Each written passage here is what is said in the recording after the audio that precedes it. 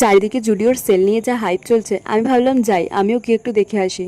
ও বাবা, দেখে তো আমি জাস্ট হ্যাঁ, কোনো কালেকশনই নেই। জাস্ট দুটো তিনটে টপ দিয়ে দিয়েছে, জানি না এগুলো কত বছরের পুরনো। সাথে শুধু প্যান্ট, শুধু প্যান্টের সেল, যেগুলো আবার পরার মতো যোগ্য নয়।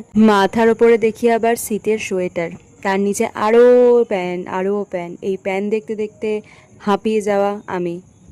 আর কুর্তির অবস্থাগুলো তো তোমরা নিজের চোখেই দেখে নাও, সেই একই কুর্তি আছে, এর তো কোনো সেল নেই, কিছু নেই, মানে লন্ডভন্ড অবস্থা আর কি।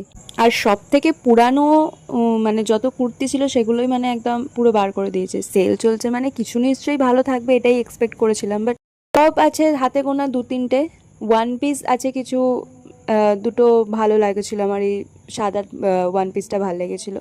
ব্যাস এই হাতে গোনায় একটা দুটোই তোমরা জিনিস পাবে।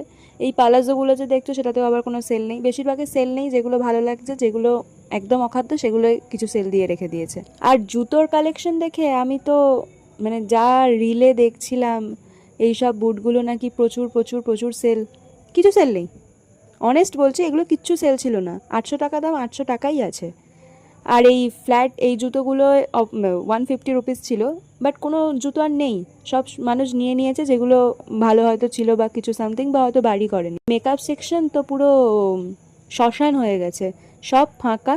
29-এ কী সব নেল পালিশ না কী সব বলছিল সবাই, এই 49-এ একটা আর দুটো দুটো হাতে গোনা ডিজাইনের কানের আছে। এই 29 টাকার একটা ক্লিপ আমি দেখতে পেয়েছি, বাদবাকি সব 79-এ ক্লিপ। একটাই নীল আর গোলাপি, একটাই এই ফেক নেলের সেট, আর কোনো ডিজাইন নেই। এই আউটলেটটা কোথায় সেটা জানতে হলে তোমরা কমেন্ট করো, যাতে আমার মতো এরকম হতাশা না হয়।